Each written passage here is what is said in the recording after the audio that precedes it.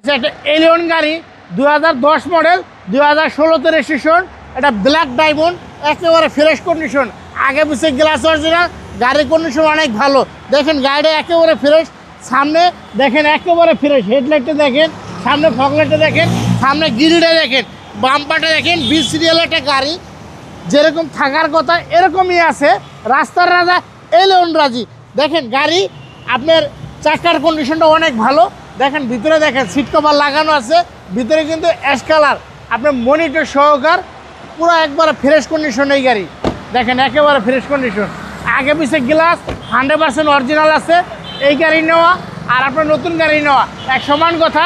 পুরাতন গাড়ি হিসাবে এই গাড়ি কিন্তু আপনার জন্য নতুন, আমার জন্য নতুন, অনেক ভালো একটা গাড়ি, একেবারে ফ্রেশ। দেখেন আন্ডার তো সিটটা দেখেন অনেক ভালো।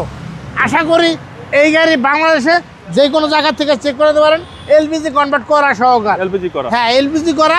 গাড়িটা অনেক ভালো একটা গাড়ি, অনেক ফ্রেশ একটা গাড়ি। আসেন আমরা ইঞ্জিনের কন্ডিশনটা দেখাই।